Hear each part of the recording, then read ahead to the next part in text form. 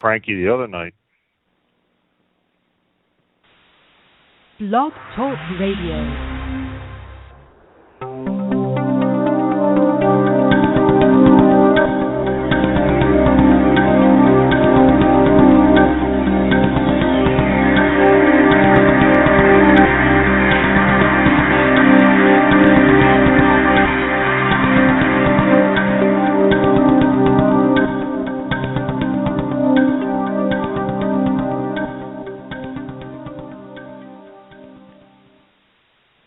Good evening, listeners. Thank you for taking the time to listen to the materials that we offer. I am the Sorceress Cagliastro, Blood Sorceress and Necromancer in the Hands of Nine, and this is the Dark Matters radio show. And tonight we will be discussing a topic that is of vital importance to me, which is working with demons. Allow me to introduce the individuals who are gracious enough to spend their time on the air with me. My co-host, Chris Rogue Ostrowski. How are you this evening, Chris?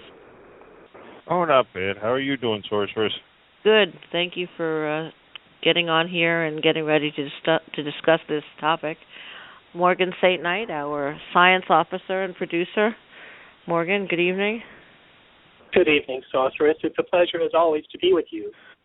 Thank you. And Victor, the voice Furhman. Thank you, Victor. I know you're here for just less than an hour with us tonight, and I'm grateful for it. How are you tonight? Good evening, Sorceress. I'm doing well, and I hope everyone else is too. And I just got to say that the topic tonight is, I think I'm out of my league, but I'll contribute what I can. Victor, you're never out of your league. Maybe you don't have the details, but you're never out of your league. Thank you. I want to say a little bit about demons before we begin this sort of let's just say round table of discussion tonight. Demons are something that are very, very important to me. My attending demons, numbers 1 through 9, and 4 others, are responsible for my safety. They are in front of me, in front of the work. They are between me and the extraordinary amount of demons and disincarnate and living human beings who may or may not have my best interest at heart. Without them, I would say quite firmly that I would be dead. I know that I have had many interactions with all manner of entities whose tentacles and reach are beyond the capacity of one human being to understand. And with this group of attending demons, I have been fortunate and honored to be in a path of protection and information and communication. I have been allowed to be elevated to an understanding of demons in a way that is beyond the scope of the average experience in the work of sorcery. Demons are individuals, they are energies, and all I can offer is my experience. All of my work, all of my writing, all of my teaching is experiential. I report what I see, not what I think I might see someday. I report what I've experienced, not what I'm hoping to experience. I report what I understand to be is, that which is happening, that which is true and has been experienced by myself and has been replicated by others who are utilizing my work. I do not report that which I hope to have happen to me one day. I do not prescribe to elaborate rituals. The rituals do not exist for the sake of having ritual. They exist for the simple plan, if you will, to invoke demons. I use the word invoke. It's not a real word. You can't find it in the dictionary. It is what I perceive happens. And I use this word because there is an invocation, an evocation, and the combination of that is to invoke. I offer rituals in the books that I write, one of which is 26 Demons Revisited, and those rituals have been shown to me as that formula which works based on what the demons have shown me. I don't make it up. I don't say, I bet this would do that. I report as one does as a reporter to the obvious, to that which they show me, that which they shared with me, and that which they show me is possible, even well beyond the scope of that which I have done. And that's my position on demons. I also want to add that they are individuals, that they are important to me because they exist, and that in the experience of being a living human being, who is a member of the mindset to practice sorcery. I have an understanding that there are living human beings, disincarnate human beings, and entities which I refer to as demons. In my work and in my path, a demon is an amalgam energy, something that occurs from discomfort, from experiences that are distasteful to the human psyche, from chaos, from sadness, from suffering, from loss, from trauma. These kinds of experiences produce an energy that exists and is therefore real and does not dissipate. Sometimes these energies come together and what they produce is some form of entity. Demons are that form of entity. They are not, in my experience, and I can only speak of my experience, angels. They did not fall from the heavens. They are not attached to the identity of human beings, although they can make those attachments as they become more intellectually capable. They are individuals in and of themselves. The ones that I spoke of in 26 Demons are 26 demons that showed me over a decade that they exist, that they are call-uponable, if you will, that they can be called to you to do work, that they each have a specific task, and that's why I offered them in that writing. They are not the only demons that I deal with. Some are spontaneous. I deal with exorcisms, and I deal with demons who are coming to me to show me that they want to become tangible. And it is because the fact that demons are such a broad discussion that tonight we're not going to be dealing so much in new scientific information, but in a round table and in the joyous opportunity to take your comments.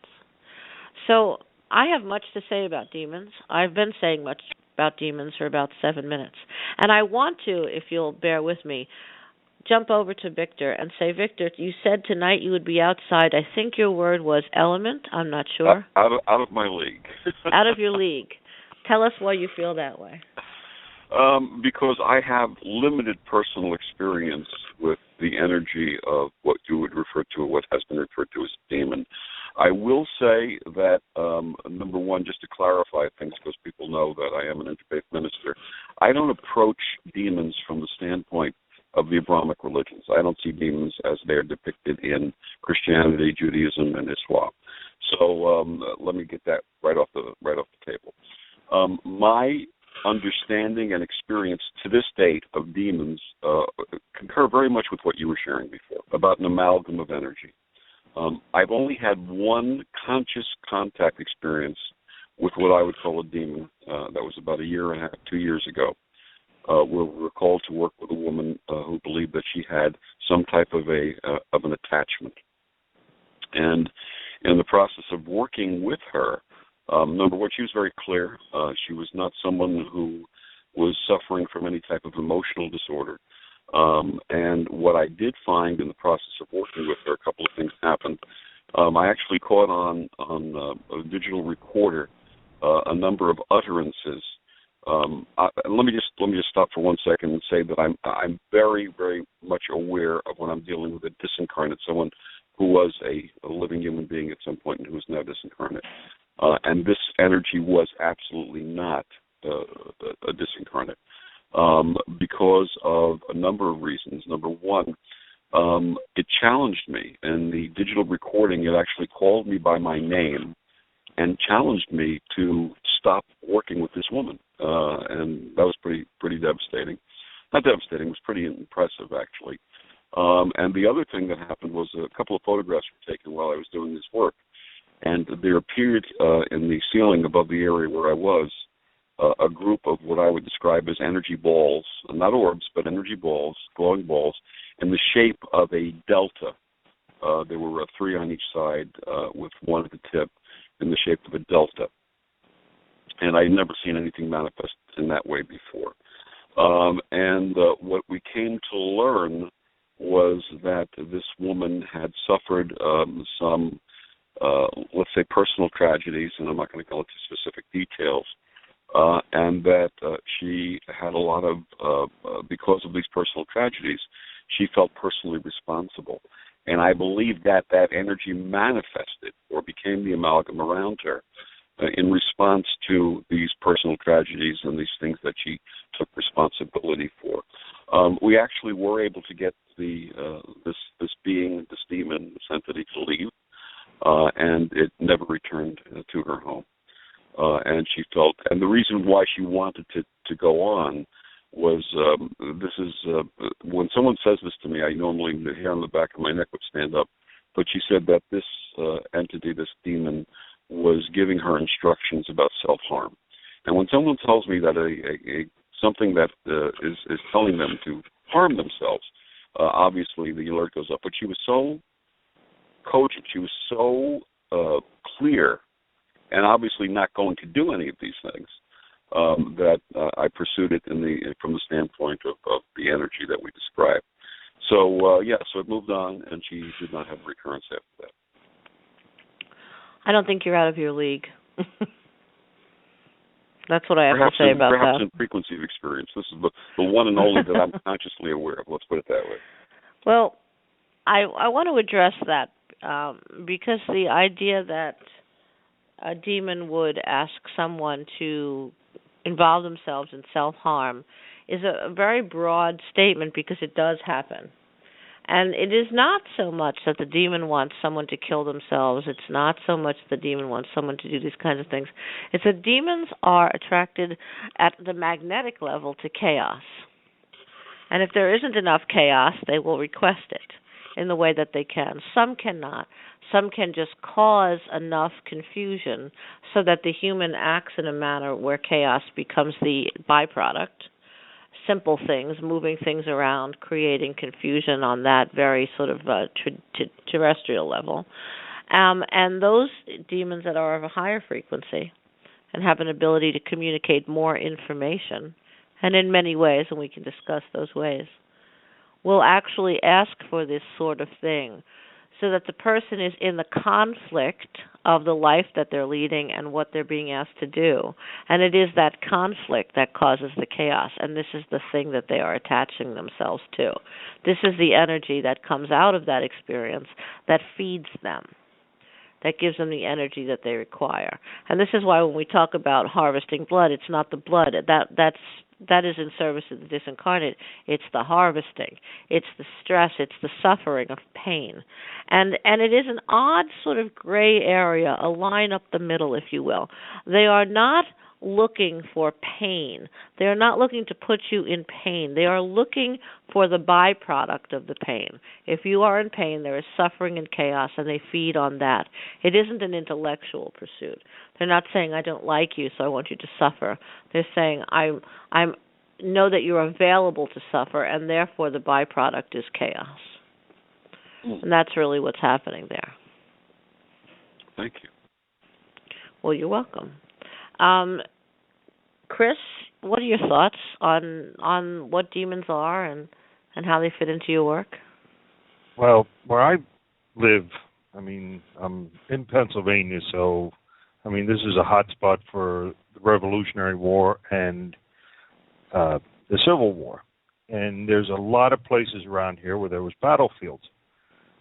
There's one maybe a half an hour away from me, and then, of course, there's Gettysburg, which is the big one everybody goes to. I have found in the more local one, which I'd rather go to, that there's a combination of both the disincarnate and a demon-type energy there. That, from all the turmoil, from the battle, from all the bloodshed, and the fact that there's people buried there that are not just of the Union side, but they're also the Confederate side. So there's a constant conflict there, it seems like. And it's like they feed off of that. It's almost like there's one demon per, say, 10 bodies. You know what I mean? Mhm. So you're saying that they're living off the suffering of the conflict. Right. Mhm. And you can go into the place and, I can anyway, but some of the other people know is some people become uncomfortable. Mm-hmm. Some go in there and it's fine. I mean, it's not a big deal. They, go in, they talk to the dead, put flowers down, whatever they want to do. But I found that there's a lot of people that go in there that get really anxious when they go in there. And the only thing I can think of is I don't notice any anxious energy for the most part when I'm dealing with this incarnate. I get that from when I'm dealing with demons. So that's the only thing I can think of is that these people are picking up on that. Sure. So let me ask you a question, Chris. Do you think that your knowledge, your understanding of what demons are, or that they exist per se, because maybe we all have a slightly different definition of what they are, but that your understanding that they exist, that this knowledge helps you function in that space, and that maybe the other people coming in have confusion because they don't know what it is? What do you think about that? Well, with me, number one, I'm the type of person that, oh, what's this? Let's go poke it with a stick. You are that kind of guy. So as I said, you want to scare me, show me my bank account at the end of the month. That's frightening. But as far as other people, that would really set somebody on edge. You walk into a place and all of a sudden, you get that whole stereotypical Hollywood, hair stands on end, the goosebumps, hair on the back of your neck, all that shit goes crazy. I mean, that's what people look for. When they see that or they feel that kind of thing, I mean, that automatically is going to make them feel weird. I think the whole perception of them walking into that kind of place is going to set them to a next level of what word am I looking for? Of perception. That they're walking in there, they're just tuned a little bit tighter than what they should be, and as soon as something that they're not used to, that they feel that, it's just enough to pop that string, So you think that they are reacting to the vibration of demons more so than the vibration of the disincarnate? I believe so. I mean, because if you think about it, disincarnate, we're a little bit more used to that. I mean, it's our own feeling. Mm-hmm. If you think about it, I mean, what are you feeling? You're just feeling another person is what you're doing. It's a little different, but it's still basically it's a person. It's something that you're used to, where a demon is something that's totally chaotic. And most people aren't used to chaos. Well, it also has extraordinary bad press. And by this I mean, sure. Those of us who work with demons, even when I work with new students, they say, I don't know if I want to do that. Because what's laid into it is all the judgment of what it is. And I'll get into that. I want to get a little bit of an intro from everyone. And Chris, we're going to talk about that conflict. But Morgan, tell us what this means in your work, because your work is a little bit different. Yeah, it is. And I don't want to go too deeply into it from the voodoo-hoodoo perspective, because that's literally a folklorist dream. There's so many variations on what people in that particular field consider a demon or a devil to be, and it can be anything from this little minor inconvenience nuisance to something that's outright terrifying. So I'm going to actually tonight just restrict it to my personal experiences with these things. I've had good and bad experiences with entities that I call daemons, and the good experiences were that I've had good working relationships with them in the past. I don't do it so much now, but I did in the past, and they were, for lack of a better way to put it, and I hate to get too hokey about it, but the medieval concept of a familiar, an entity that would go out and do your bidding for you, that was basically the type of relationship I had with them. Most of the time, the reward they got was actually in doing the work that I wanted, because I'll be very honest, the work that I wanted was not always nice. I was out to cause trouble for some people who would cause trouble for me. I was looking for justice. I was looking for balance and, yes, revenge, and they were very suitable for that. There was one negative experience I had many years ago where basically a demon kicked my ass. It was a very powerful thing. It was anchored to a building in downtown Atlanta, and the owners of the business that were there asked me to step in and try to get rid of it. And this was a 2-year process. It really, really took about 2 years for me to make any headway against it. And in that 2 years, all of the owners of that business had grave illnesses develop. One had a severe mental illness develop, 2 had life-threatening physical illnesses develop, and the third just had a mental breakdown. And basically, by the end of it, I was about ready to get rid of the demon, but the business closed, and there was no point in me doing anything more in that building. So it was a détente. I think I could have, at the end, overcome this demon. I was about to, but by that time it had drained so much energy from the people whose business was being run there that there was absolutely nothing more I could do because they closed, and then I had no more right to go into the place. So basically, as near as I know, the demon is still there. But it was a very grueling experience and something that I hope I don't repeat again. Is anybody else using the space? You know what I'm thinking right now, right? I don't want to go in there. I want to see what's happening. Well, actually, someone else is using the space, and if you can believe it, it has been turned into an urgent medical care facility. Of course it has. What better feeding ground for a demon than a place where you have trauma, chaos, and a lot of pain? So there it is. It's almost as if the demons have requested that, because what happens is this giant energy of chaos, this strong tornado of chaos is coming through town, and it's picking up stuff. And as it picks up stuff, it gets heavier and stronger and more in the way. And of course, it became a trauma ward. It had to. That's where that kind of thing goes. It either becomes a trauma ward or it becomes a methadone clinic. I hear this all the time. People say to me, oh, this building was really bad. It was haunted. People are having a really hard time with it.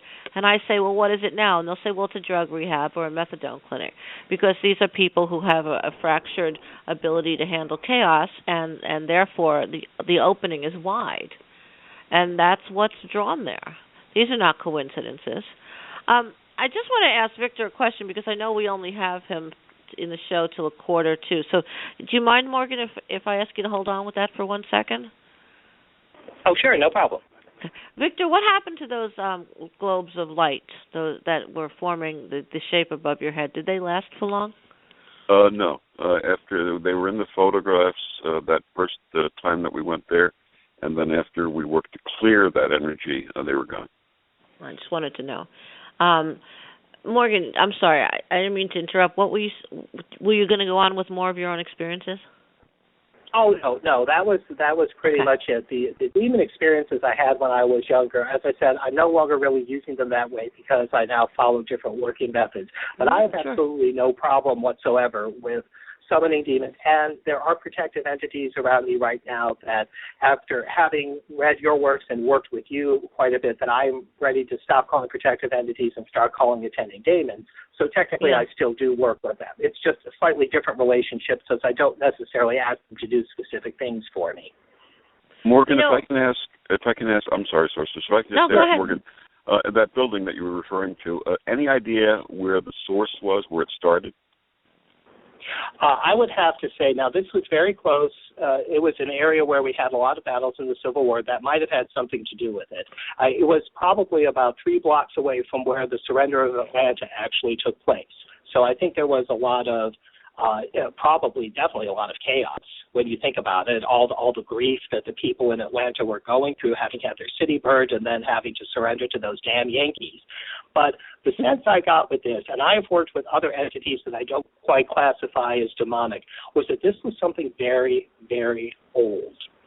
So I don't know that it was related to anything specific in recent history. By recent, I mean since the colonization of the United States. It's possible that this was some entity that was there from long time ago, and it may have been from it may have started off where Native American tribes were battling each other, the chaos and pain that went with that. So it's really hard to say, but this one had a different flavor. I always refer to energy as flavors because that's how I perceive energy. It had a different flavor to me than the entities that I worked with when I was younger. So I think this was something very, very old and just very, very mean and nasty. Thank you. Power Sure. of place is an interesting thing. I want to throw this in there. We tend to think in the length of history that we can grasp. We talk about the Civil War, we talk about all these kinds of things, because those are periods of time, we understand the clothing, we know what it looked like, we have it in our mind's eye, this kind of thing. But what if all of those things occurred on ground because that ground was, in a sense, magnetized to chaos to begin with? I mean, if you think about the base reasons for the Civil War, it couldn't have been more misery. There couldn't have been more sadness and suffering, more displacement, more confusion. So what about that land brought people here who were capable of enacting these kinds of horrible situations to begin with? I think that there is a sense of power of place when it comes to demons, and that if chaos can be defined as this kind of unpredictable movement, these small changes, I was talking about this in class last night, then perhaps there are plate shifts, perhaps there are places where the land itself is chaotic. I know that when I'm in Scotland, I can see the demons in a way that I cannot see them anywhere else, and I see them pretty clearly here. They literally come up from the ground. It's as if one's stepping in puddles of them. Not everywhere in Scotland, but in certain areas. The ground they're everywhere. The ground is full of them. And I say the ground because it does really feel to me like they come from below the dirt, that they come upward, and that's how they are experiencing that place in the world. So I think there is definitely power of place when it comes to demons, and that there are places that there are more of them. And I know we've talked a bit about battlegrounds tonight, but perhaps battlegrounds exist because the area is so filled with chaos that it's called this action to it. Anybody have any thoughts on that? Just a question, Sorceress. I'm sorry, Chris, you go ahead. I'm sorry. It could be, I noticed that a lot of times especially here because we spend so much time looking for ley lines, that it seems like some of the battles happen where the energy lines cross. Mm. The normal meridians that crisscross the earth. It seems like sometimes a good majority of them are on these spots where they crisscross. So you're thinking that it has something to do with the energy from the earth, the magnetics? Well, that's what I think, because if you walk into something, and then if you're looking at two totally different parallels, you know what happens. Oh, yeah. You can't get two magnets to stick together, unless they're opposing sides. Mm-hmm. So it's no different than if we are standing over something like that. Yes, and I don't think of them as opposing sides. I think of them as the two pieces that fit together. So when I think of two negatives or two positives, I think of them as two pieces that don't fit together and therefore have to react in the other experience, which is an acknowledgement of not fitting together and pushing apart. So I agree with you. I mean, there certainly could be a meridian issue. Victor, did you have a question? Actually, this is a follow-on to what Chris was discussing, and that is, what about some of these places around the world where they have megalithic structures, pyramids, the Stonehenge, the equivalents that are found in Scotland, for example? Could that also be a tie-in to this amalgam of energy? Well, I'll tell you that the Bogsley Stone, which seems to not be spoken about anywhere. I mean, I stood on the ground. I stood right where it was. It's in Kirkcaldy in the Kingdom of Fife. And it is a place where what has been found there is the burial evidence of perhaps thousands of people cremated over a period of time. And, I, of course, arbitrarily, without knowing it was there, and I don't know what without knowing it was there actually means, rented a house with an eye shot of it on the Internet before I went there the first time. And there it was. I was absolutely called to that area. I mean, the house itself was a whole other story, but that's maybe not for tonight. And this place, this is the place where I feel the most happens when you just step on the ground, as if you step on the ground and they come up.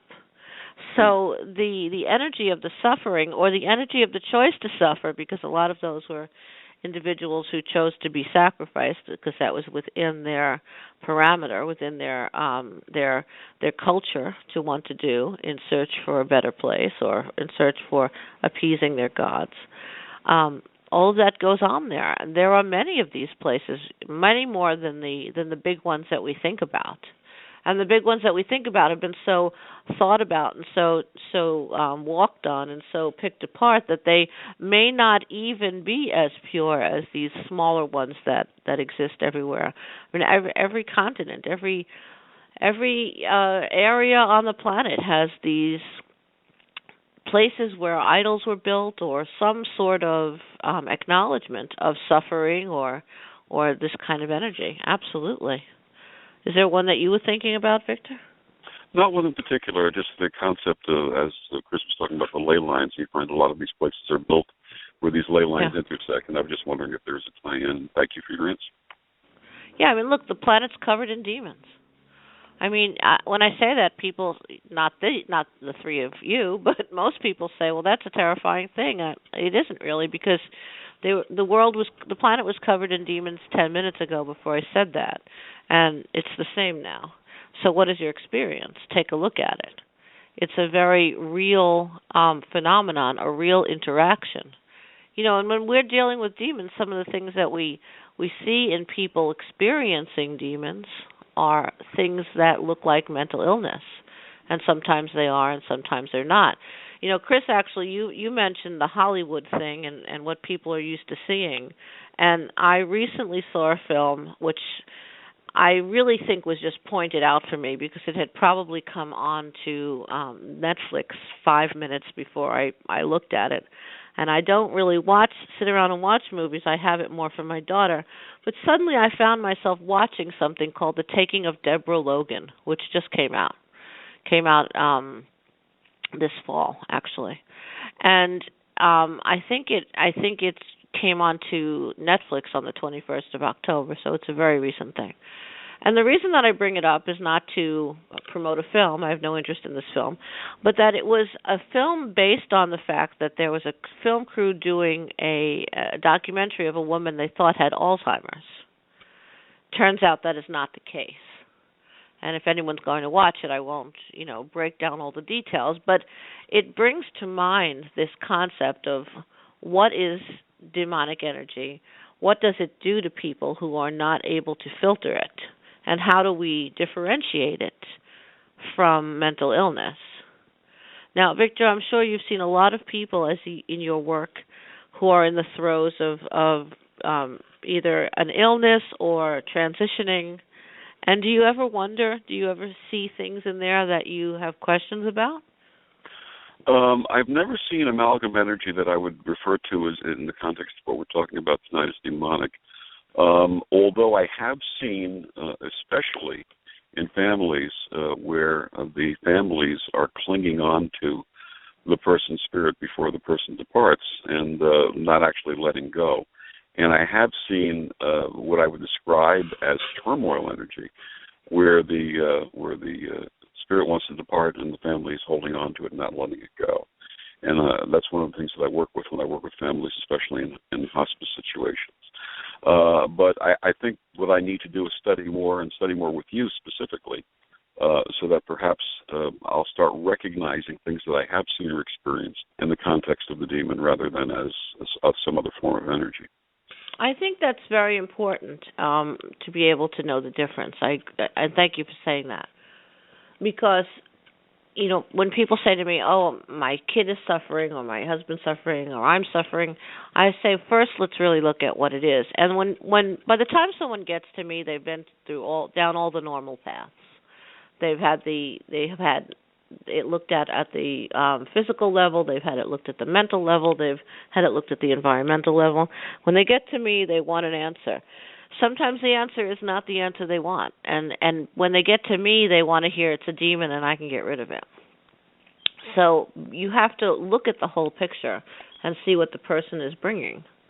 So I think it would be great, Victor, if you and I had some conversations about that, because that's something that you haven't really experienced, those delineating factors.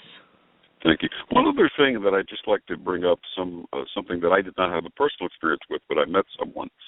About 3 or 4 years ago, someone came to a monthly meeting that I participate in where people talk about various forms of paranormal and energy. And this gentleman said that he was a physicist. He was a scientist, a physicist. And he said that he belonged to an organization, I think you and I may have had this conversation once before, that he belonged to an organization that specifically dealt with what he referred to as demons. And that these were energy forms that preceded humanity or even animal life living on this planet. And that the way he described this energy as so intense that it would almost be like matter meeting antimatter if a living being would be in touch with this energy, this demonic energy. Anything in your experience like that? Well, that's what I was saying before when I said something about this, the grounds in which these things happened on. Mm-hmm. The idea that maybe all of that was there already. Yeah.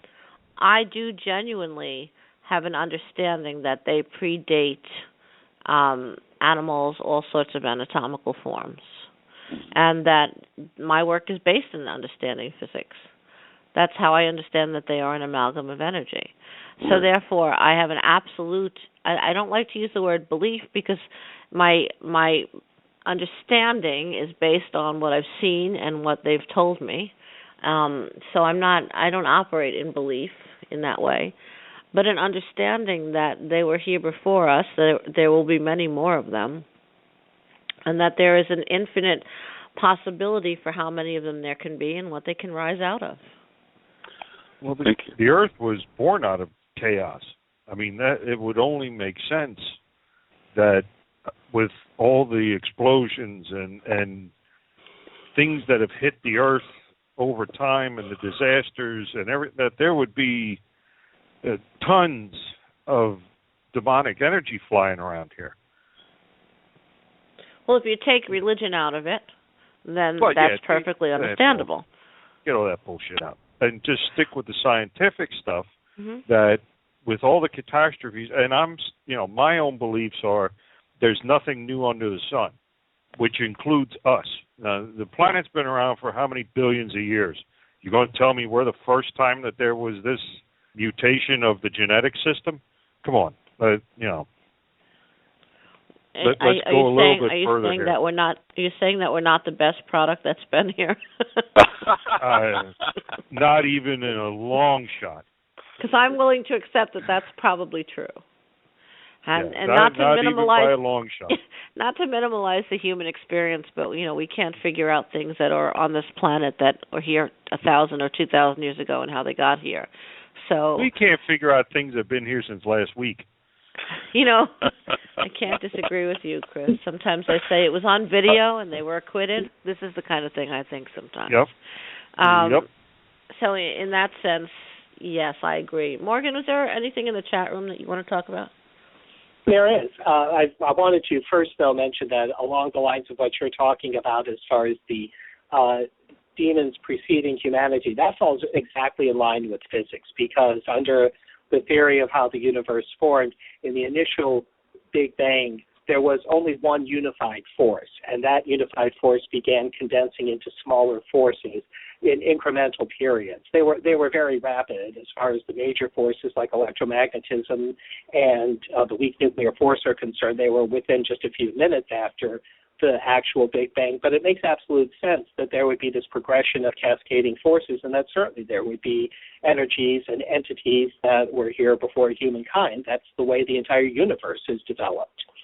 But in terms of the chat room, there is one. Alpha Morgana is asking a question. She said she had a week of experiences with something that followed her home, and it trashed some of her special items. But once she figured out what it was and stopped reacting to it, and it was fairly easy to get rid of. She wants to know if that is because she stopped giving in to the chaos. I have a question for her, which I can only, it would be wonderful if she's still listening and she wants to respond, was how much time went by between ending her reaction and the disappearance or what she perceives to be the disappearance of the entity. I think that's important, and I'd like to know that. I'll answer the question generally speaking, and if she gives that information, then I can be more specific. Yes, that can absolutely work. If a demon is desiring chaos, then then stopping your reaction is not feeding them any longer. But the question is why that demon attached to her and came to that place and did that thing, and how that demon knew those were special items. This is my question. Demons don't know that stuff. Demons don't know your history with things. That is a very rare alignment of information.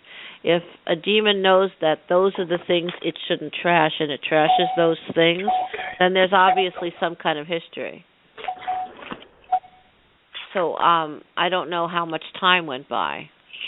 Yeah, she just answered and she said 2 days. So 2 days between the time this entity came to her house and the time that she figured out she should stop reacting to the chaos and therefore had an experience called a solution or a disappearance of that entity, I would say that was a disincarnate. And the reason that I would say it is because that's an intimate choice to make. If you came into my house and smashed just the things or trashed just the things that were important to me, I would say that you are either a demon I've had in my life for some time and understood my movements, or I would say more specifically and most probably that is a disincarnate that one is dealing with. And it probably did something to get her attention, like some kind of way that it wanted her to know it was coming with her. Yeah, actually she said she just messaged again and said it followed her home from a friend's house. The friend felt it and wanted her to check it out, and that's when this thing attached itself to her.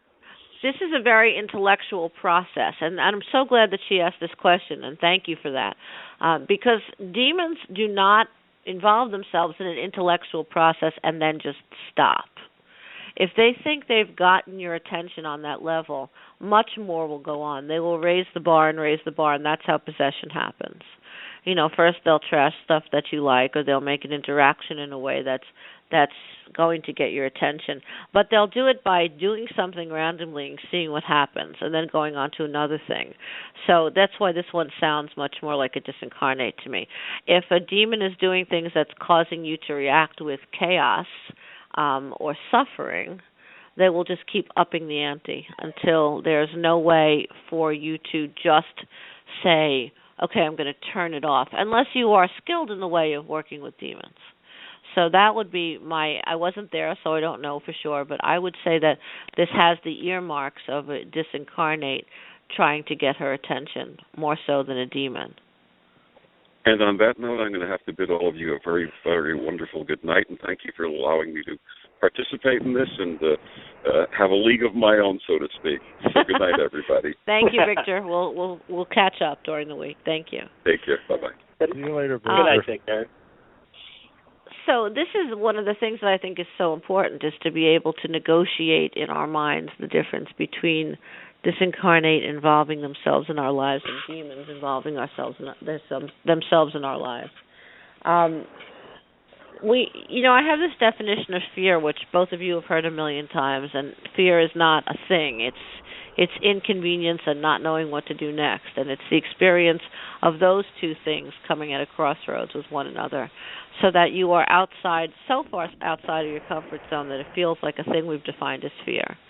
So what happens when a demon comes into our world, this experience that we have that we label as fear, which is inconvenience and not knowing what to do next, broadens and gets stronger and stronger and stronger, because it doesn't understand the rules. So it's operating at the pushing the button pace.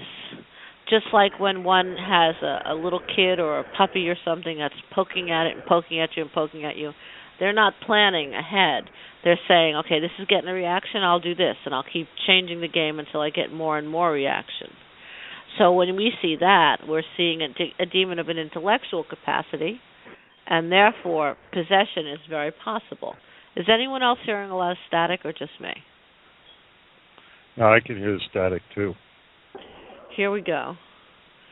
As those of you who have studied with me and worked with me on various things, you'll know that we have an experience when it comes to talking about demons that shuts down our technology or that interrupts our technology in some way that causes us to have to deal with strategizing around the technology so that we can continue to function. So I'm going to ask Seven, who is one of my attending demons, who's excellent at dealing with energy as it flows in the world of communication, to step in and make an effort to clear the air and make it easier for us to continue this broadcast.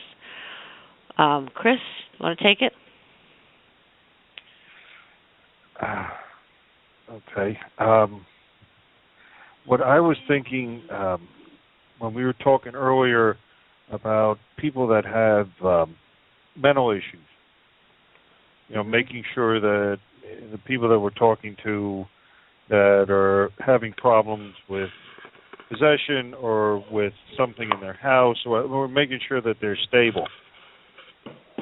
I've also thought to myself, too, how many times have people been diagnosed as having problems when there's really no problem at all? They're just tuned to a higher frequency than everybody else.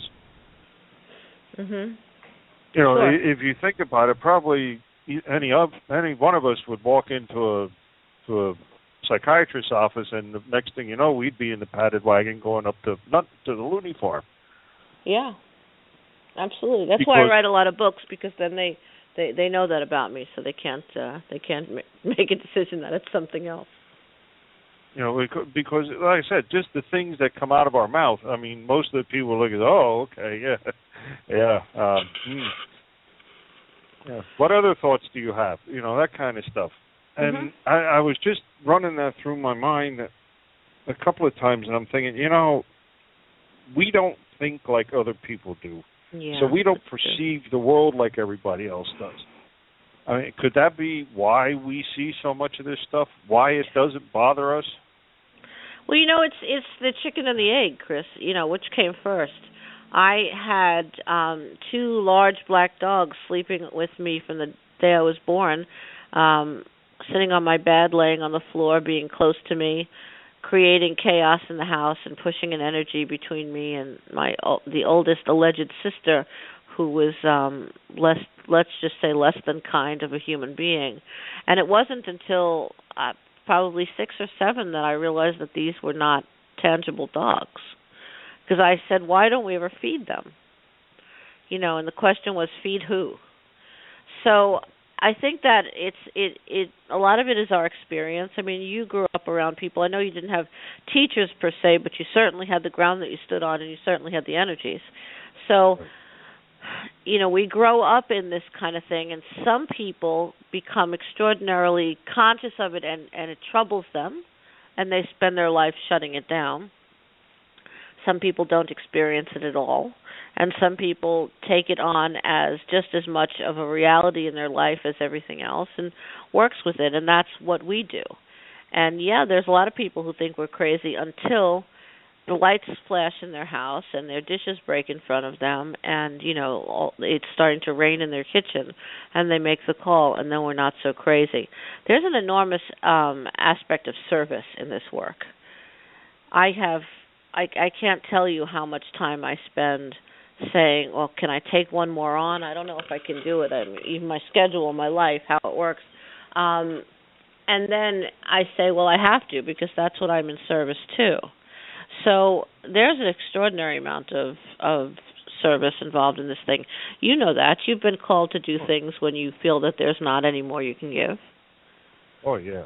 And it's funny you said, this is changing the subject a little, but it's funny you said about the black dogs, because luckily I haven't seen it lately, but for every dog that I've ever lost in my life, it was always funny. We always saw a black dog usually within a week before the dog died. The first one that I noticed was the first dog I had named Becky. She was a Belgian sheepdog. And she got loose and ran up the street. And she didn't like other dogs at all. But there was this black dog that came up to her, a little bit bigger than a black lab, but not quite like a Great Dane. And they went nose to nose, and nothing, no hairs standing up, no growling, no snarling, no carrying on. They just went nose to nose. It turned around and walked away. She turned around and walked back to me. And within a week, she was dead. And it happened with every one of my dogs. Now, is this, in your mind, a demon? Is it something that is an attending that comes to you to make it clearer to you what's about to happen? Or is it a predator demon? Because predator demons also exist. I don't get the idea that it's a predator because I would think that the dogs would react. That, you know, how a dog would think, you know, anything that would be off, that would be predatory, especially with her. She was basically a guard dog. She was a sheepdog. So she would always be herding, guarding, that kind of stuff. So she would have been the one that would snap. The Goldens that I had, Golden Retrievers, they can be stupid sometimes. You know, they can be a typical blonde. But we'll get letters. Go ahead. well, send them to me. My address is on my webpage. Okay. But you know, she would have been the one that went nuts if it was something that wasn't kosher. So I would think that it would be something like an attending, as goofy as it sounds, almost like a Grim Reaper for the dogs. That, okay, here, I'm coming for you. It's not goofy. There's a lot of messengers of the impending death. This is not a goofy thing at all. And I think that demons are more likely to be part of that than the disincarnate.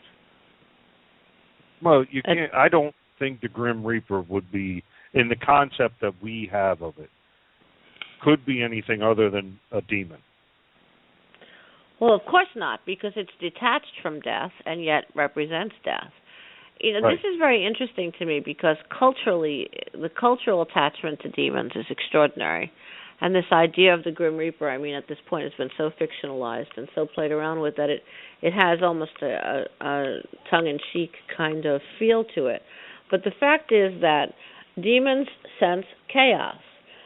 Death is chaos to human beings.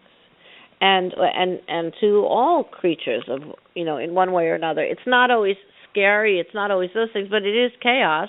Anytime you're making a transition, whether it's moving from one house to another or moving from being living to disincarnate, there is chaos. They feed on chaos, so therefore they can sense it. It's a perfect fit. It makes absolute sense that those things happen together.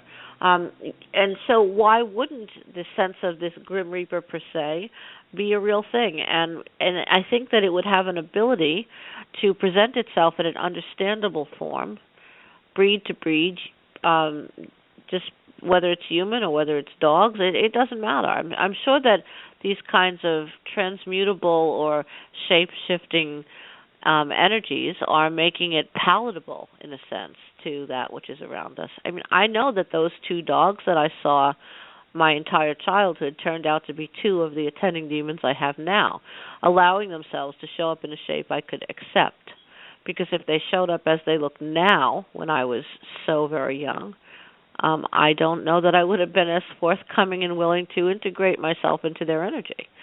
So therefore, they know what they're doing. These are demons of extraordinary high intellectual capacity, very much outside of the norm or even the center line. I'm hearing whispering again. Is anyone else hearing whispering? Yeah, we did have some comments in the chat room that one of our listeners is hearing whispering, so I think that this is definitely something that's not just a technical glitch or something that's going on from our end. It seems to be filtering through everything. Well, you know, we're used to that when it comes to this work. Are there questions in the chat room that you want us to answer? Yeah, there is one more that just popped in, and this is a great one. I love this one, and I'm going to go ahead and take the first round on answering this. Please do. This is from Katina, and the question is, can a demon grow an attachment to you as a romantic lover? I had an experience where an entity, not a disincarnate, that laid on top of me and was speaking directly to me as I laid asleep, but I could hear him, or was it not a demon? Well, I'll answer the first part of the question. It definitely can grow an attachment to you. There are people, and I am one of them, who does have, well, you said romantic. Now, I will be a little more earthy and say sexual. I do have a sexual relationship with one of my attendings, and it's a very powerful relationship. This is basically how we strengthen our bonds and how I feed that particular entity. And this is what he gets for working with me. He gets that in return. And sexual energy is a very powerful, powerful energy. I don't think people understand just how much you can achieve with sexual energy if you direct it and focus and concentrate what's happening when you are in that process. So yes, it is definitely possible for an entity, from my experience, to attach itself to you. Now, we have the medieval concepts of the succubus and the incubus that would come and they would have sex with a person. And the really whacked out thing about the whole process with that was that it was not two different types of demons. It was only one type of demon, because demons in the medieval Christian mind were genderless. And it would change into a woman and lay with a human man. And then when he ejaculated into the demon, it would then leave, change into a man, and use that human male's semen to impregnate a woman somewhere else in the village. This was a great way to get around, someone was having an extramarital love affair. Oh, no, it was an incubus that got me pregnant. So that it has its own connotations. But in terms of having it lay on top of you while you're sleeping, I do want to bring up that there is a possible medical condition that this could relate to. It's called hypnagogia or hypnopompia or sleep paralysis. So there is a slight chance that you are experiencing something where part of your brain is asleep, but part of it is still awakened. So you are processing things on a conscious level, but not necessarily able to move or react. But I don't want to downplay the experience of the person who's reporting this. I do want to say that it is entirely possible that you do have some sort of entity that has formed an attachment to you. Whether you're getting something out of it or not, I can't say. So you kind of have to judge whether this is worthwhile to pursue this or whether this is something you want to get rid of. But, if you're somehow getting something out of this, why not? I absolutely agree. Chris, do you want to comment on this before I do? Yeah, I feel the same way. I mean, I have one myself that sticks around, and she's pretty miserable. She's a real bitch. But it's you have no idea. And yeah, I bet I do. But it's the same concept. There's times that it comes around when it either needs something or I need something. I can call it up on my own, and there's always a price to pay. So that's usually the price that I use for it. It's readily available, obviously, as long as I'm not on the subway or anything. So that gets real weird. There's a movie right there. There's a film right there. But I understand entirely what she's saying. And I agree with Morgan, too, that make sure you cross out the medical part of it before you make assumptions that that's what it is. I want to touch on the word romantic, because that's an important aspect of this for me. Yes, of course, a demon can be your lover. Absolutely. Anything that can touch your energy in this profound way and cross the preconceived boundaries, get through the miasma, if you will, of the things that are not supposed to happen, such as having lovers that are demons, and get into that place. To have gotten there is a tremendous amount of work. So what actually will happen then is that relationship will start to form, and it will be something that's either reoccurring spontaneously or, as Chris said, can be called upon. Those things are not as infrequent as we think they are, and I think that many, many times they are touted as mental illness when there is, or mental difficulties of some kind, when there is quite simply a demon lover present. The idea that there's a romantic connection is interesting to me. I'm not particularly a hopeless romantic, but yet the word is very important to me because my main attending demon, 9, is in that league for me and has a romantic attachment in so much as there is a bond between us that is well beyond what one gets even in a deep friendship. Aside from the sexual component, the romantic component is something that I've noticed, that there is a sense of protection for me, there is a sense of concern for me, there is a sense of worry and observation, the way that a lover would sit by you at your bed if you're not well. So I think from her question that there is more there, maybe even than she's asking. And very, very possible that such a thing could go on over time and take what we as human beings understand to be a romantic component. It is not necessarily what they perceive to be a romantic component because they don't have the idea of it in that way. What they perceive it to be is a commitment. And I think that when a demon has a commitment to you at the attending demon level, then it is very much like a bond, like a permanent relationship, like the kind of thing where if they were human, this would be your spouse in a sense. So I feel compelled to answer that aspect of the question, which is romance. I think there are many, many people who have these relationships who don't even know that they're having them and who are battling them as if they are experiencing mental illness. And I think that that's unfortunate. And people have come to me and said this over and over. I'm having what I experience as a physical relationship, and there's nobody there. And I said, well, there isn't nobody there. There's just nobody human there. So I think that as we broaden our gaze and have a wider understanding of what it means to be involved with another energy, and that's a very evolved position to take, then here we have an opportunity to look at what those exchanges are. And Morgan, your information about the incubus and the succubus and all of that sort of thing, I think that there is much more of a broad spectrum of how demons are working and how biologicals are passed around and all this kind of thing than even that, if you will call it mythological standpoint, offers. Sometimes when I want someone's biologicals, if they have crossed me, I get them. And that's the best way that I can put it, is they are delivered to me, whether I have physical access to that person or not. Are there follow-ups in the chat room about this? Yeah, real quickly, Katina wanted us to just know that it was not medical, so I guess she has ruled this out.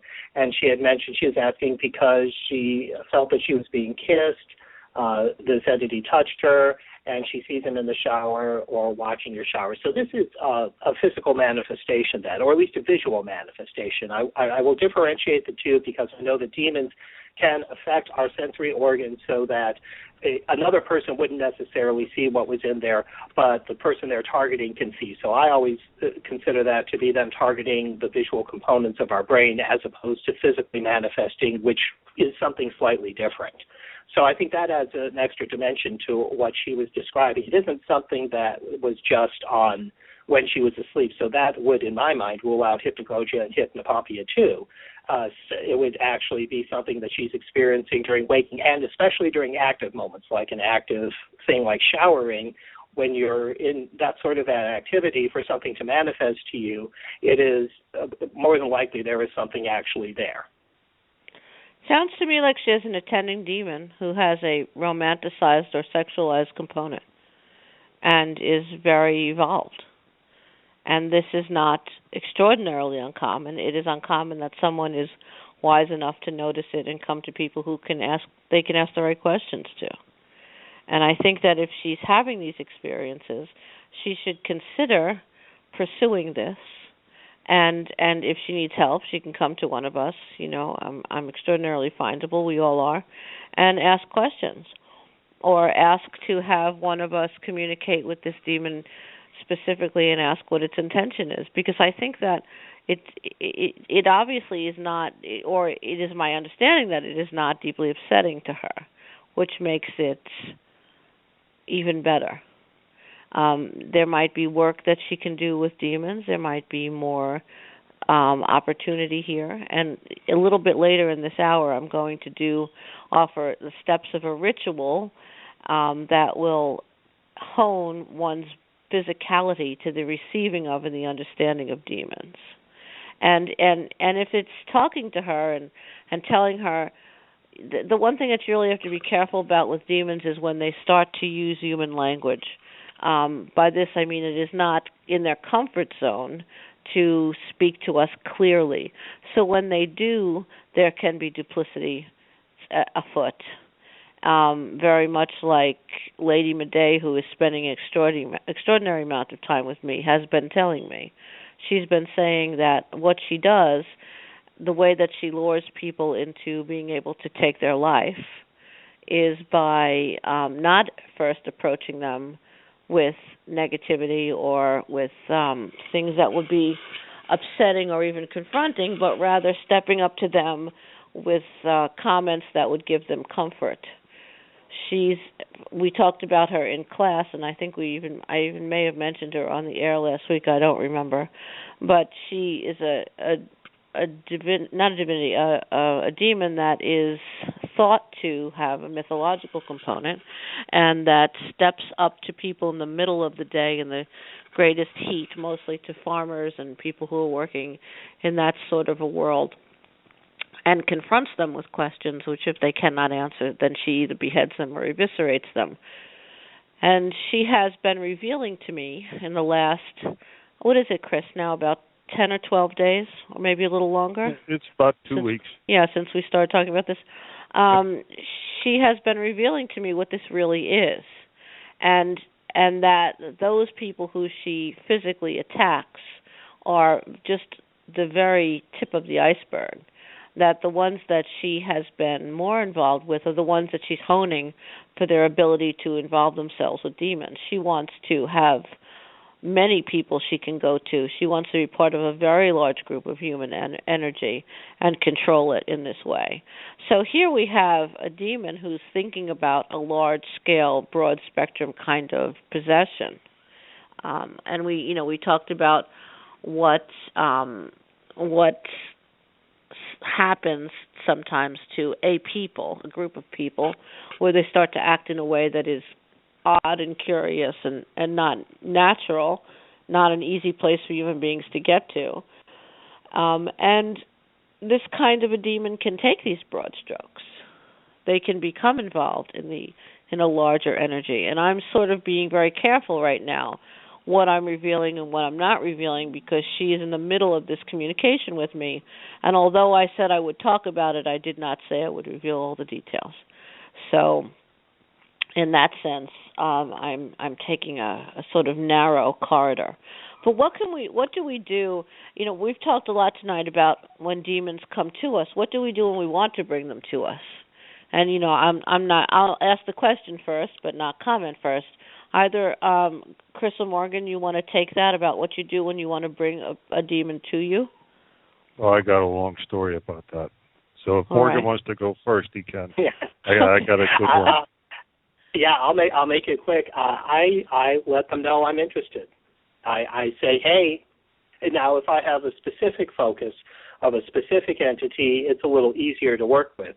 But if I was trying to attract just a general demon and trying to make a deal with it to do something for me, the very first thing I do is I say, hey, I'm here. I want to do this. They have a very keen perception, and they will come to you. They want that attention. They are like little puppies in that sense. They want all that attention. Some don't. Some want to be left alone, and they will really mess you up if you get into their territory.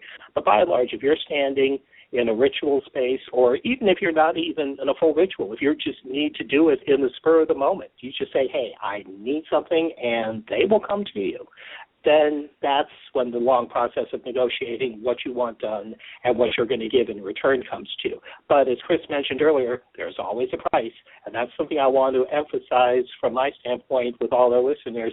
There is always a price. It may be one you can easily pay, so you may not mind it, but never think you're getting something for nothing when you deal with a demon, because that's what they're all about. But isn't that always the case in any exchange? I mean, energy works best against resistance. And I think that there's a simpler understanding of that. When we do favors for each other, we don't run a tab, but we know that we're in an exchange where we do that. When people call upon me, students call upon me, clients or whatever call upon me all the time, sometimes there's not enough hours in the day. I don't say, well, you did 2 things for me last year and I'm doing 1 for you this year, so I owe you. No, that doesn't go on. But what happens is there's an exchange of an understanding that we are 2 entities that do some things for each other. So there is a difference, I think, than on ongoing relationships when asking demons to give you favors per se or to go do work for you than when you invoke one that you have not dealt with before. And I do agree with you, Morgan. It is as simple as saying, I would like to work with you. I'm here. Come by. But there are some that require more baiting than that. And when you come across that, do you utilize the work in your path, or do you just stand in the truth of it and continue saying that you want to have this experience? Well, I can combine the two. There's some pretty chaotic stuff that goes on in my path. I mean, if they want bells, whistles, and a lot of activity, I can give them that. But I found the basic path that you have recommended sometimes is simply the act of drawing blood, not the blood itself, as you mentioned, but actually the incision. For that, I do have to go deeper than I usually do, and I do use a medical-grade scalpel for that. But that works a lot better for me. It's the chaos and it's the pain. And somehow when I get into that pain, I get into a different state. And I know that there are some cultures where pain is used as a way to induce an altered state of consciousness. But I think that it makes me more open to sensing the demon, as well as the demon becoming more sensitive to me, because then it can hone in on where the chaos is. Of course. And some of the demons, even some of the demons that I discussed in the book, are demons that are interested in the suffering of someone feeling hunger or someone feeling exhaustion. So suffering can be, or chaos can be, it's sort of a wider spectrum of what that means. I want to be clear when I just before Chris tells us his story, I want to just be clear about this word suffering. There's a lot of stuff that hangs on that word, a lot of religious stuff, a lot of history to that word. I'm not talking about suffering like one does when one has a particular relationship with a divinity or this kind of thing. I'm talking about pain and what it reveals, which is chaos. Pain and chaos are hand in hand. One can cause the other and vice versa. But I want to be clear that I'm not talking about suffering as sacrifice, because that's not what this is. You are not sacrificing yourself to pain so that you can involve yourself in a demon. You are simply causing pain because the outcome of pain in our mind is chaos. We react chaotically. Even if we act calmly and simply say, oh, that hurts, there's still chaos. That's the outcome.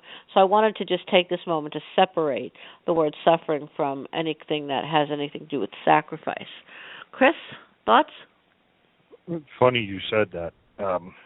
I'm just going to tell you about a mistake that I made. I really should quit talking because I tell all kinds of shit that I put in my book, and pretty soon nobody's going to want to buy it. But we're all waiting for your book.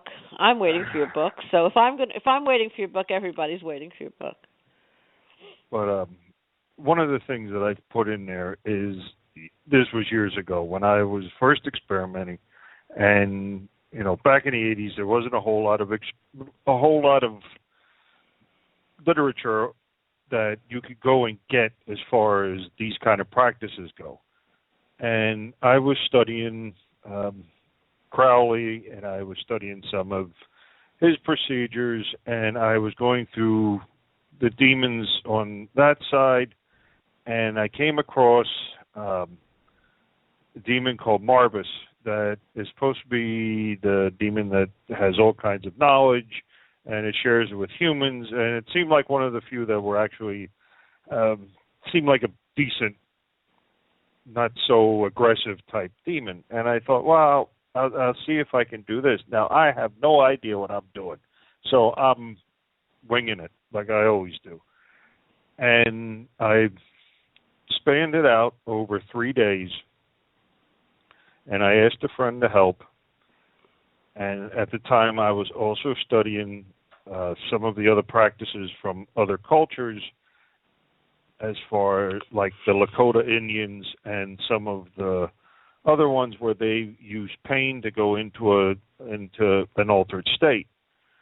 Now, I was trying to find a way to do that so I wouldn't have to give up some kind of sacrifice that had to do with blood or any kind of thing like that. So I had another individual that was causing me pain for a period of 3 days so that I could get enough energy together for, I guess, a suitable sacrifice for this demon to come, and I could talk to it. Now, as I state, I don't know what the hell it was, because you know as well as I do, they'll lie. That's rule number one. They'll tell you what you want to know, or what they think you want to know. So was this the one that I was looking for? Chances are no, because now that I know better, I know damn well that demon's probably long gone by now. It's probably achieved what it was looking for, and it's been gone for centuries. But at the time, not knowing any better, I got something out of it. But I had to come up with a price for it. I had to pay for the knowledge that I got. The knowledge was suitable, and it works, and I learned a lot from it, but I paid dearly for it. And are you at all comfortable talking about what paid dearly for it means? As if you're not, that's okay. I just want to know. Oh, my body's been beat physical to hell. Damage. Mm-hmm. Yeah, I've got things that I just can't get rid of because of the fact that I used that practice for so long in a ritual sense. Mm-hmm.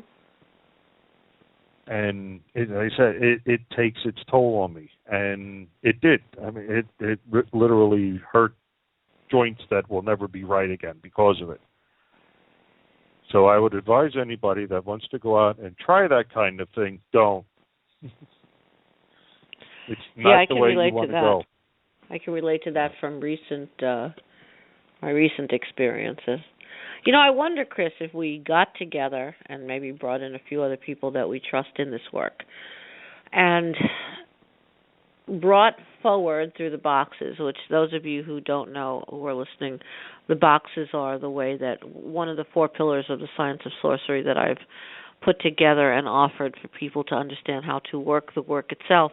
And we went into the boxes and brought each of us to that damage place and created a demon, or allowed a space for a demon to develop from the amalgam of that damage. And it was a demon that we could work with.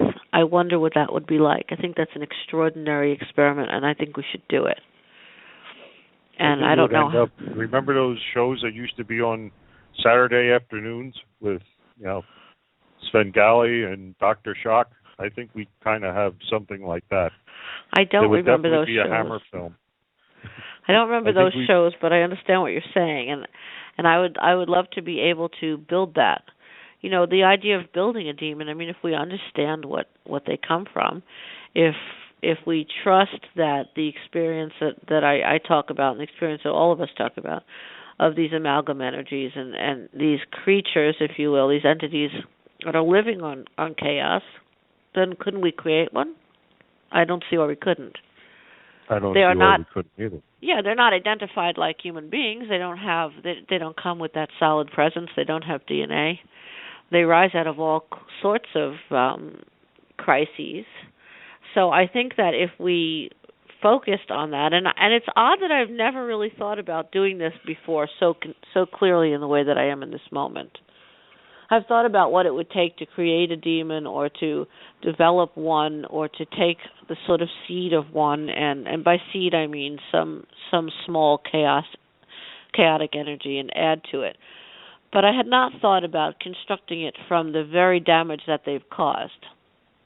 Because between you and I mean, I must know 5 or 6 people who have incurred physical damage from working with demons. And, it's going to happen. The thing about my work is I'm very willing to say when I don't know. I'm very willing to say when I can't do it. And I'm very willing to say what has absolutely worked contrary to the belief of others. So in all of the times that I've done exorcisms and dealt with demons, which is thousands of times, some of them are unpredictable, some of them hurt, some of them cause damage. I mean, I've been bitten and burnt and had sand thrown in my eyes. In this last one, I had 3 significant internal organ damages, only one of which is left and still in disrepair and is on its way to being fixed through my work, and the work was my master student who has got my pain locked in a box and is keeping that away from me so I can work on the rest of it myself. So there's a lot that goes on when you work with demons, and it's a crapshoot. It's like walking into an area where people are known to be dangerous. I hate the term dangerous neighborhood because there really isn't such a thing. There are places where people are acting inappropriately. And walking into a place like that and saying, here I am, I'd like to sort of interact with you guys. And some of them will say, well, what do you want? And let's have a conversation. Some of them will shoot at you. And that's what demons are like. They are as grossly unpredictable. And by grossly, I mean in the giant sense, not in the disgusting sense. Grossly unpredictable, just as all individuals, entities, experiences that live without boundaries are. So we do get hurt. Hurt is part of the deal. Sometimes I wonder how many mental hits we've had, how many times we've gotten so exhausted where you can't imagine going on with this. Every 3 years or so, and I've been doing this for decades. I at this moment in time, I'm the face of blood sorcery. I'm the one who's written the most about it. I'm the one who is the most unwilling to shut up about it. I will talk about this to just about anybody who wants to hear about it. And I still, at this point, every 3 years or so, I go through this crazy moment where I say, you know what, screw it. I'm just gonna do something else now. I'm gonna walk away from this. I'm just gonna do it privately. I'm not gonna talk to people anymore because I could never stop doing it. I'm not going to teach. I'm not going to write. I'm just going to live in my world of sorcery and do something else. And that's just not possible for me because of how much of my life is wrapped up in this thing. And so, it's not all about waving one's hands in the air and saying, this is just the coolest work to do. It doesn't work that way. There's always damage. There's damage when we fall in love. There's damage when we get in a sexual relationship. There's damage when we take a new job. Of course, the other side of that is all the great things that come from those things. But these are interactions, and they're interactions in real time. So, Chris, if you would like to do this with me, I'm all over it. Oh, yeah. What the hell? Like I said, just show me what it is. I'll poke it with a stick. That's true. You would love to poke it with a stick. Anything going on in the chat room now that I've gone in this diatribe about building a demon? Well, actually, we do have one volunteer who says count me in. So all right. we have another, and of course you can count me in too. So you've got then let's 4. do it. So we can build a demon, very, or we can play bridge. No, we got 5. I don't know how to play bridge, so I would have to build a demon. Okay, well, building a demon is more fun anyway. So Yeah, that's all I can offer. I can only offer the structure to build a demon, and I think that's a lot to offer in that circumstance. So yes, you can tell me. To play bridge. I think I agree with you, because I seem to think of it as something that is for later in life. Speaking of later in life, last night we were talking about in class. Last night, yes, because we had a Wednesday night class on a Sunday. Last night I had briefly mentioned this idea that the human lifespan is considered to be approximately 80 years, and that's again an amalgam of all the things that I've read. There are some people that say the human lifespan is thought to be of 100 years, but if you look at what goes on globally, that's not necessarily so. But I have an idea that is something we just accept, in the same way that people have accepted for years or centuries that demons are bad and scary and we shouldn't interact with them.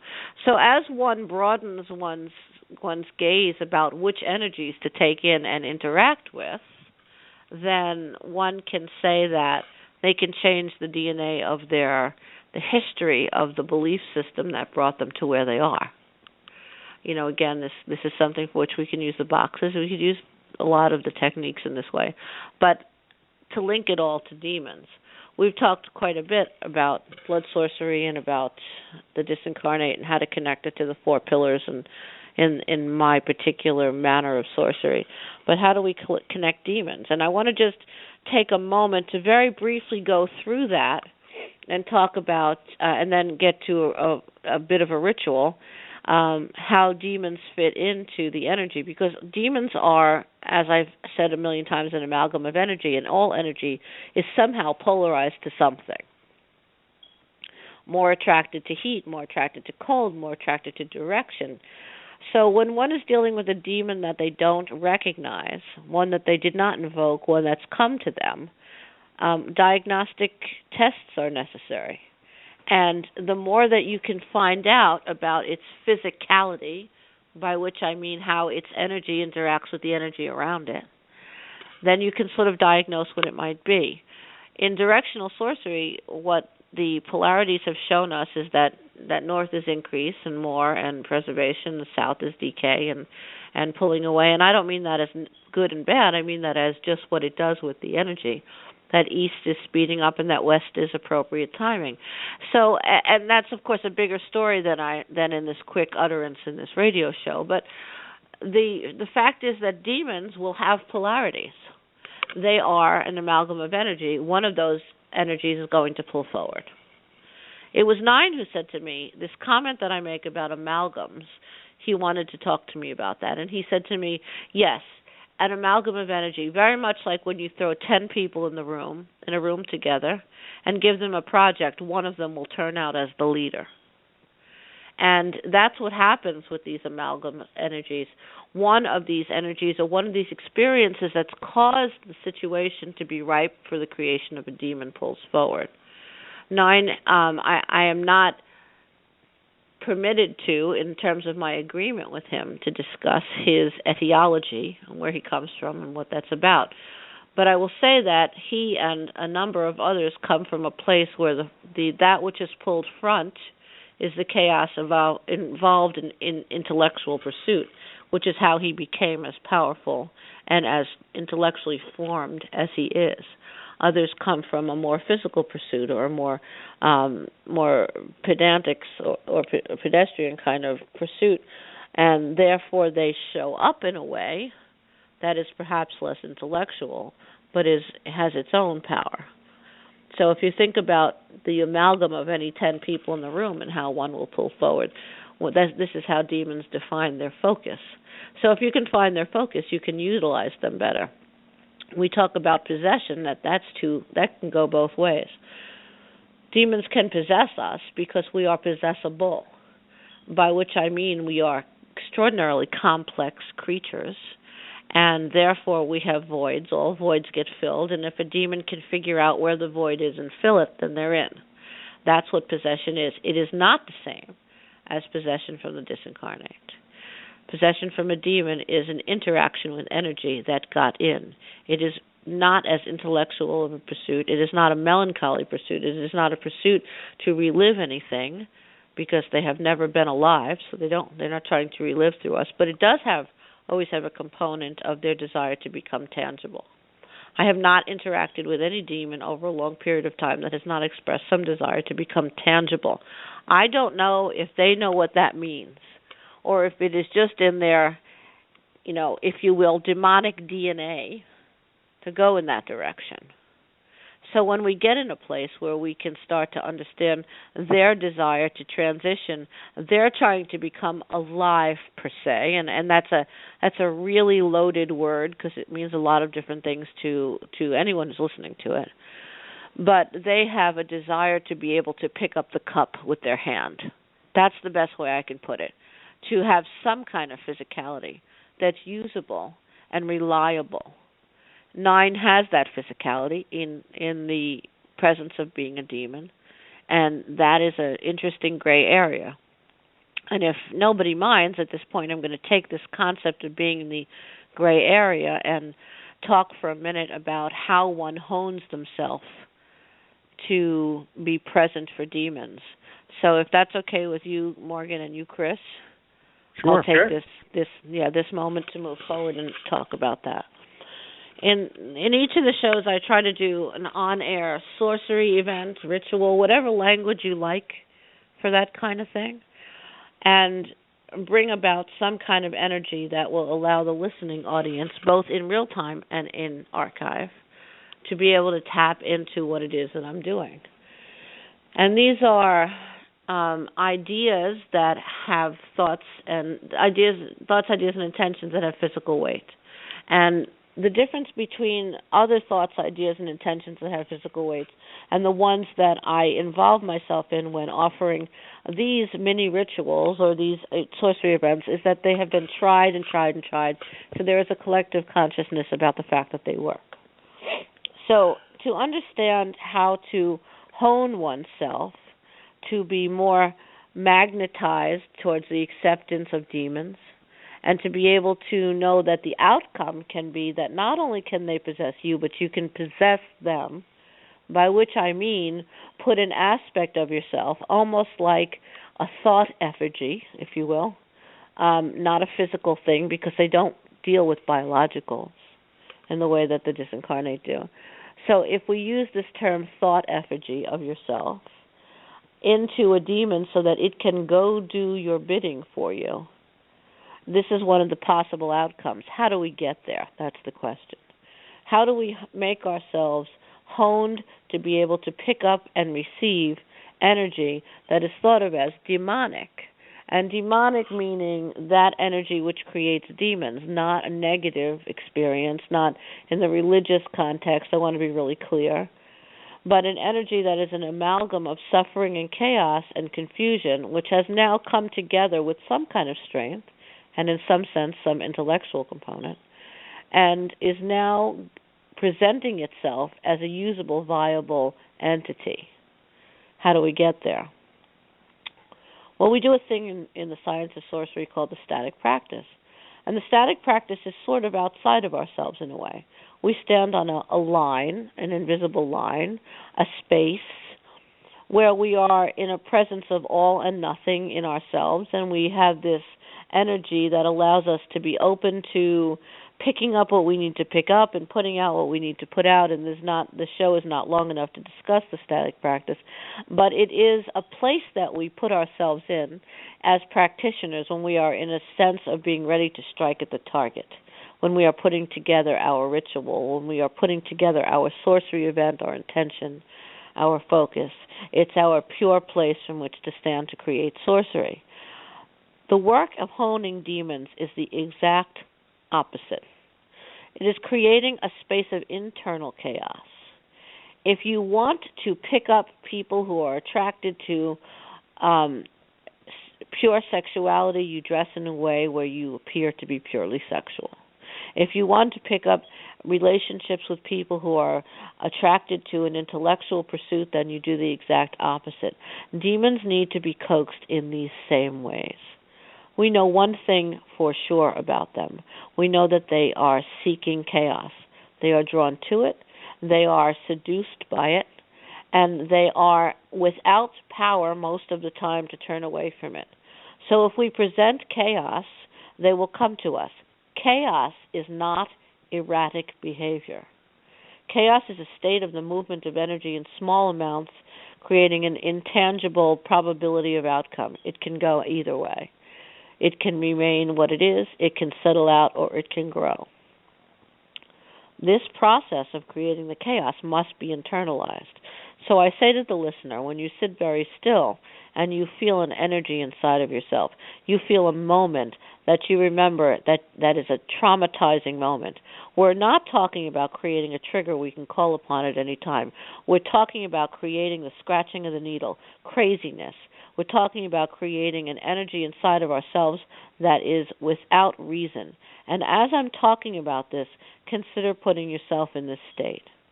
Being very still of body and very chaotic of internal energy, of feeling that there is an energy inside of you that is attached to confusion, that is attached to discomfort, that is attached to the definition of fear, which is being inconvenienced and not knowing what to do. That when the knife comes at your throat, fear does not exist, but confusion exists. The only way to get into a situation where you are assuming things is to allow yourself to be in a process of confusion. I want you to internalize all of this and then contain it internally. Not allow it to run your mind, not allow it to run your process, but allow it to be almost a core, a center of confusion, a tornado within. And when you are in this place of a tornado within and containing it, the one thing demons love more than chaos is the mystery of chaos. You are a vessel in a moment of containing the chaos. They will gravitate towards that. They will seek it out. They will move closer to it. You will then get in the dance with them. And by the dance, I mean, especially for those of you who have never involved yourself intentionally with demons before and have a desire to. In this moment, you become more of who you are. I discuss the disincarnate as individuals who become more of who they are because they are free and without boundaries. When we contain the tornado of chaos within ourselves, we are fearless. We are living in a moment with nothing to lose. Not a life of nothing to lose, but a moment of nothing to lose. Demons very rarely have a long-term understanding. They live in the exact second that they're in that moment. They exist in that moment. They exist in that exchange. They have no concept of before or after. They only have a concept of now. As I'm saying this, I am presenting energy of a spinning tornado inside of myself. You can hear it in my voice. You can feel it. You will feel it in your stomach. You will feel it inside of your body. You will feel this chaos, this sense of way past being nervous, but before panic. When you raise that tornado of chaos within yourself, you are standing there saying, present yourself and let me choose. Let me have control of the demon that I want to communicate with. And when you are in alignment with that demon and you have that experience, they want tangibility, they want chaos, you want results. That's the moment where you make the deal. When we talk about making the deal, remember that every exchange with the demon, attending demons aside, has to have an exit strategy. The deal must contain an exit strategy. If you want to, and stay in this energy while I'm talking, stay in the presence of this tornado of chaos within. If you want to send your mental effigy into that demon and ask them to go do bidding for you and present you in the work as the driving force behind what's happening, when they come back, you can say to them that the way to end this communication is that they can leave with some of this chaos. We cannot harbor energy. We can exchange it. Demons understand this because they are energy. Note that when you do this work, you will find black dust. You will find some soot. You will find some kind of coating of the remains of what they leave as they pass through. When you want to end this state, you must deconstruct it in the same manner in which you constructed it. You cannot just say, I'm done now. It will leave a residual tornado within you, and you don't want to do that. Shut down this portal. You must shut it down because, as anyone who knows anything about physics knows, that all voids will be filled. If you do not shut down this internal tornado of chaos, you are leaving yourself open to possession. All deals must end with closure.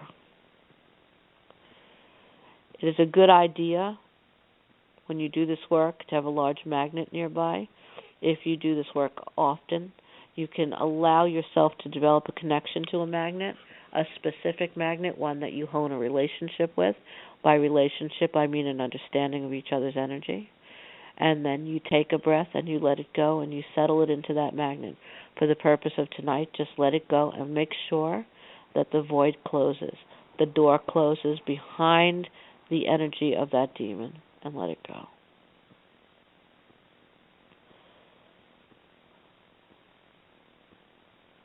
And you can sit in this for a moment and allow it to go away. You will feel the chaos within you settling out. You'll feel the cramping, the holding of the knot somewhere inside of you, of it letting go.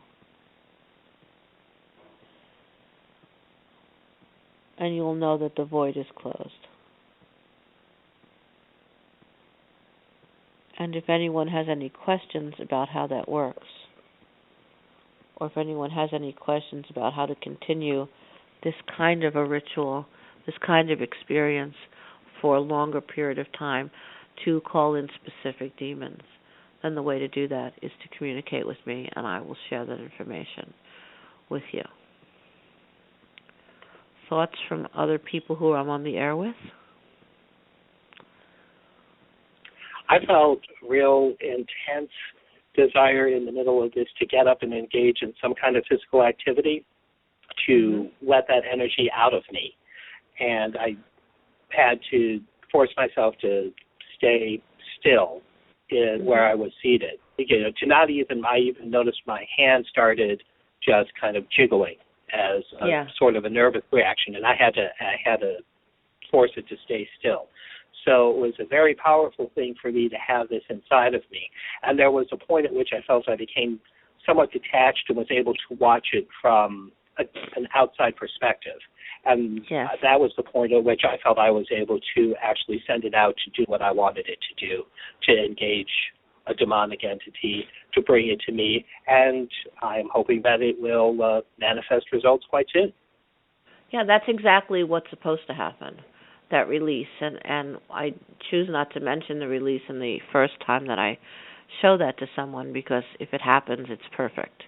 And that is exactly what it's for, Morgan, is in that moment you can deliver that mental effigy and allow it to go find the target and strike it.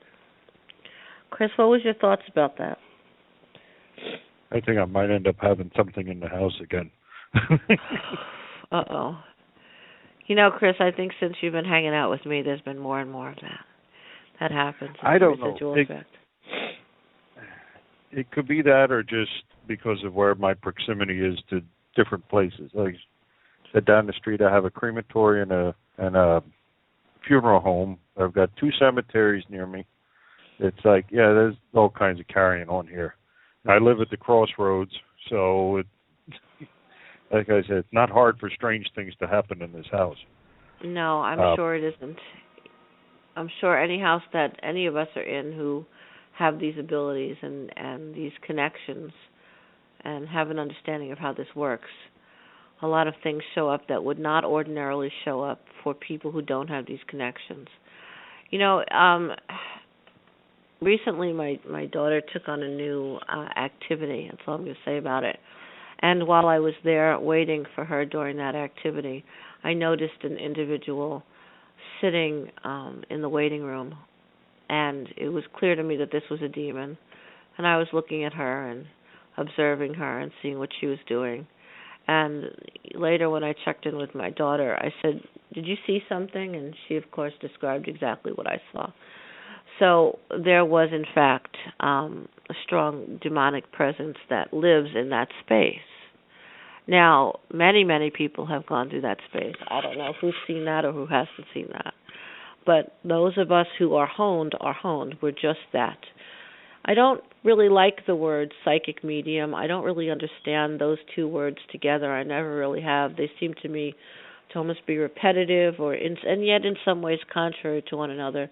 But for want of another term, people who are honed that way, like I am and like both of you are, we have an ongoing receptacle to this energy. Those of us who also have that with demons, in a place where demons are, they just show up and we can see them. And then they have more of an opportunity to create whatever it is that they're trying to create in that experience because we are there and honed to them.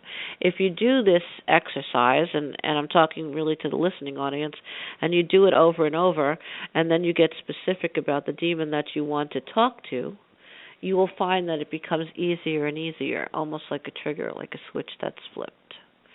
And in that sense, I would say that this technique is extraordinarily valuable.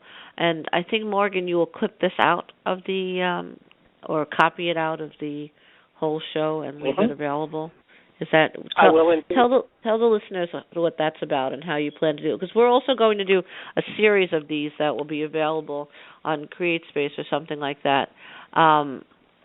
So also just these will be available, though, right on Blog Talk Radio or on our site, I think it is. Yes. Do you want to talk it is about on our that? website. Sure. On our website, we have the archives of every show that we have, and if you just go to the main page, you will see all of these shows listed. This one will go up later tonight. And what I started doing last week with the rituals that the sorceress is leading is I'm specifically isolating that.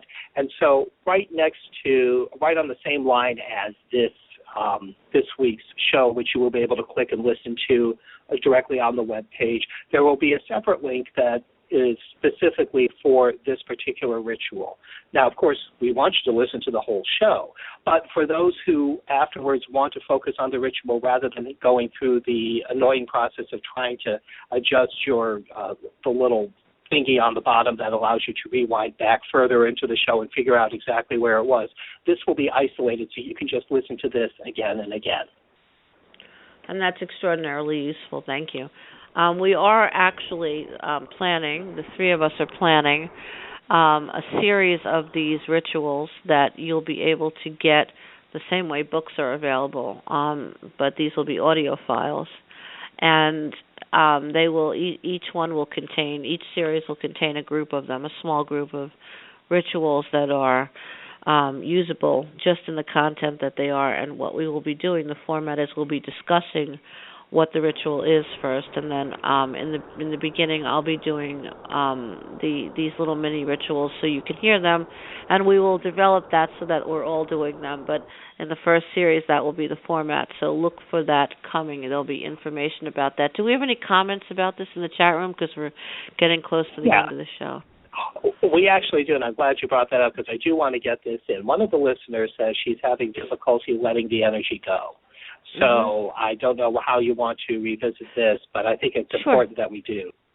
Sure. The energy, if you're having trouble letting the energy go, you haven't sent it anywhere. So we don't create energy and we don't store it. So it's not that you can't let it go because it doesn't go away per se, but by send it anywhere, I mean allow it to deconstruct. We got into this ritual by allowing ourselves to pick up on chaos and allowing ourselves to pick up on these kinds of emotions that cause this tornado.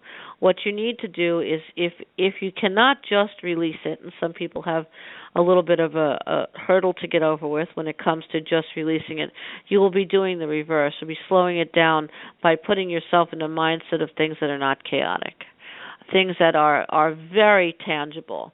You know, having a glass of water in your hand, something that anchors you away from chaos, something extraordinarily tangible, not an emotion, but something you can hold in your hand or see in your mind's eye and focus on that until it becomes really tangible and the only thing that you're thinking of. The chaos cannot remain solid around such a focused thought pattern, and that's how you let it go unless you're going to go send it with a demon.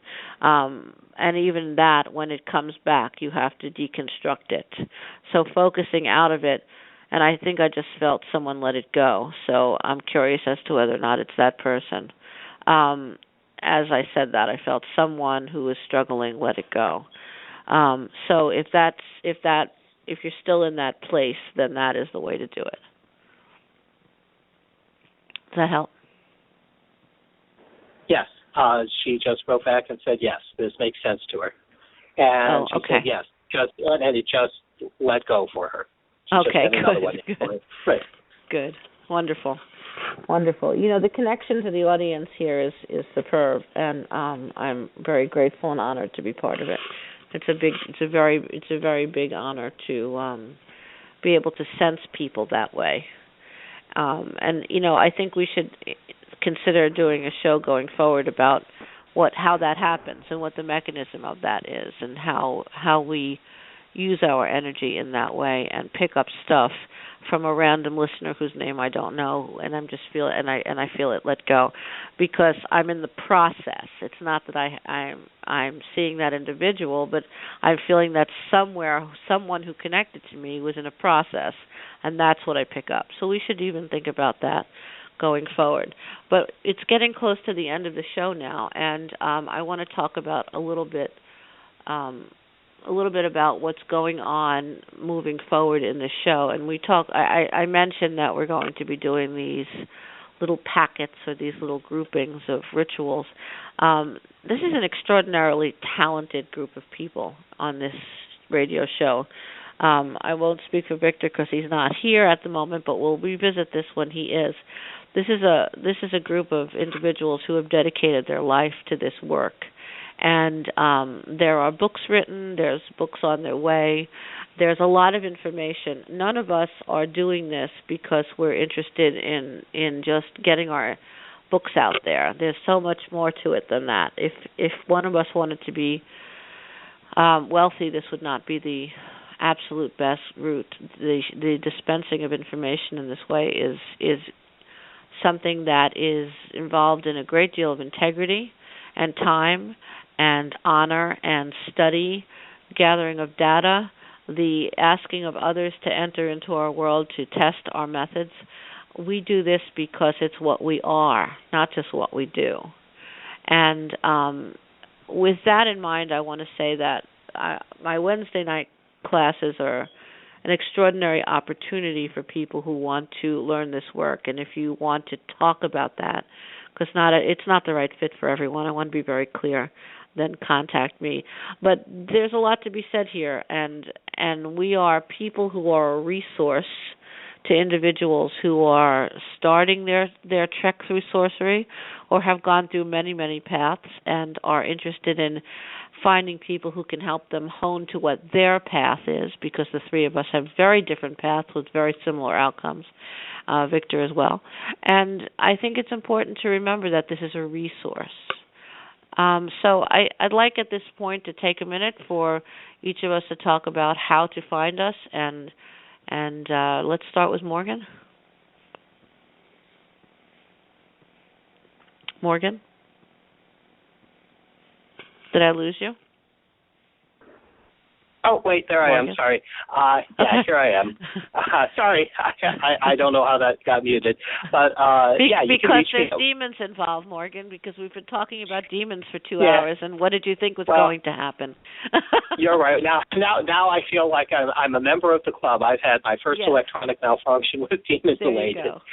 There you go.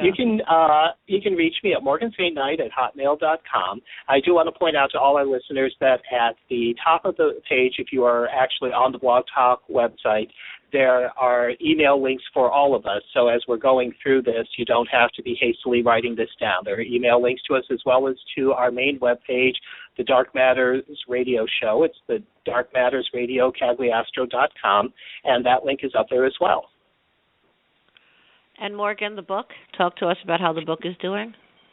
The book is doing very well. It is called Curse of Prometheus, A Tale of Medea, available on Amazon in both paperback and Kindle. And if anyone out there wants an autographed copy, please give me a buzz, and I will find a way to make that happen. I suggest everyone read this book. I don't even know how else to say it. Read the book. Go get the book and read the book. And that is my advice about the book.